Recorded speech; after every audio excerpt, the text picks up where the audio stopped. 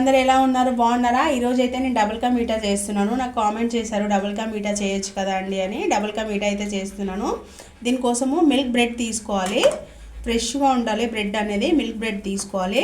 తీసుకొని ఎడ్జ్లు అనేది కట్ చేసేసుకోవాలి. చూపిస్తాను ఎలా కట్ చేయాలో. ఇలా ఎడ్జ్లు అనేది డబుల్ కా మీఠాకి కంపల్సరీ కట్ చేసేయాలి. ఇది ఉంటే బాగుండదు అనమాట. ఇట్లా కట్ చేసేసుకోవాలి. చూడండి, ఇట్లా కట్ చేసేసుకోవాలి. కట్ చేసేసుకొని ఇందులో మళ్ళీ మిడిల్లోకి మధ్యలో కట్ చేసేసి మళ్ళీ బ్రెడ్ పైన బ్రెడ్ పెట్టేసి ఇట్లా 4 పీసెస్ కట్ చేసుకోవాలి. అన్నీ ఇట్లానే ఎన్ని కావాలో అన్నీ ఇట్లా కట్ చేసేసుకోవాలి. స్లైసెస్ అన్నీ ఎడ్జ్లు అయితే తీసేయాలి. ఇట్లా నేను కట్ చేసుకుంటాను ఎన్ని కావాలో అన్ని పీసెస్. బ్రెడ్ అన్నీ ఇట్లా కట్ చేసేసి పెట్టుకున్నాను. నాకు ఎన్ని స్లైసెస్ కావాలో అన్ని స్లైసెస్ కట్ చేసి పెట్టుకున్నాను. పక్కన ఒక కడాయి పెట్టేసుకొని ఆయిల్ వేసుకున్నాను. ఆయిల్ అయితే ఎక్కువ వేసుకోవద్దు, చాలా ఎక్కువ వేసుకోవద్దు. డీప్ ఫ్రైకి సరిపడగా వేసుకోవాలి. ఎందుకంటే బ్రెడ్ అనేది పొడి పొడిగా అందులో రాలుతుంది. మనకి ఎంత ఆయిల్ కావాలో అంతే వేసుకోవాలి. పక్కన అయితే మిల్క్ పెట్టేసుకున్నాను. మిల్క్ కూడా కావాలి దీనికి. నేను ప్రాసెస్ చూపిస్తాను. నేను ఆయిల్ అయితే హీట్ అయింది. ఎక్కువ మరీ హై పెట్టేసుకొని వేయించుకోవద్దు, సిమ్లోనే పెట్టుకోవాలి. బ్రెడ్ అనేది తొందరగా కలర్ వచ్చేస్తుంది. ఇట్లా మనము ఒక్కొక్కటి వేసుకొని వేయించుకుంటూ ఉండాలి. బ్రెడ్ అనేది గోల్డెన్ కలర్ వచ్చే వరకు మనం ఫ్రై అనేది చేసుకోవాలి. బ్రెడ్ చూడండి ఇట్లా ఫ్రై చేసుకోవాలి. ఇట్లా వెంటనే మనము తిప్పేసుకుంటూ ఉండాలి. డబుల్ కా మీఠా అనేది చూడండి ఇట్లా కలర్ అయితే వచ్చేస్తుంది. స్వీట్ అనేది చాలా అంటే చాలా బాగుంటుంది.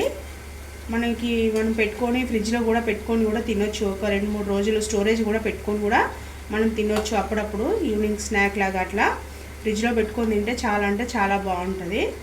చూడండి ఈ కలర్ వచ్చే వరకు, ఈ కన్సిస్టెన్సీ వచ్చే వరకు మనము ఫ్రై అనేది చేసుకోవాలన్నమాట. బ్రెడ్ డబుల్ కా మీఠా చేసేటప్పుడు బ్రెడ్ అనేది ఫ్రెష్గా అయితే ఉండాలి.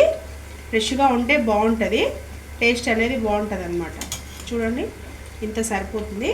ఇంకో ప్లేట్లో టిష్యూ వేసేసుకోవాలి. ఇట్లా టిష్యూ వేసేసుకొని ఇది కొంచెం బ్రెడ్ అనేది ఆయిల్ ఎక్కువ పీలుస్తుంది కాబట్టి టిష్యూ పేపర్ అనేది వేసుకోవాలి.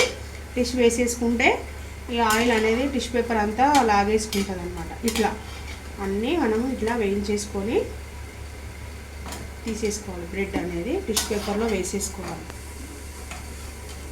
బ్రెడ్ అనేది మంచిగా వేయించేసుకున్నాను, తీసేసుకున్నాను. బ్రెడ్ అనేది పక్కన ఇంకో కడాయి పెట్టేసుకుంటున్నాను. స్టవ్ పైన ఇంకో కడాయి పెట్టేసుకొని పాలు కాచి పెట్టుకున్నాను కదా. పక్కన ఒక 1/2 లీటర్ పాలు, ఒక 10-15 నిమిషాలు, ఒక 10 నిమిషాల వరకు బాగా పాలు అనేది బాగా మరగనిచ్చుకోవాలి. ఒక 1/2 లీటర్ పాలు చిక్కగా ఉండాలి పాలు అనేది. దీంట్లో ఒక స్పూను నెయ్యి అనేది యాడ్ చేసుకోవాలి.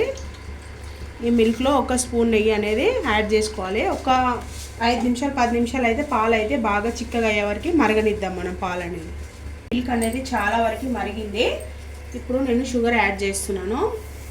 ఒక 100 గ్రామ్స్ షుగర్ యాడ్ చేస్తున్నాను. స్వీట్కి తగ్గట్టుగా షుగర్ అనేది యాడ్ చేస్తున్నాను.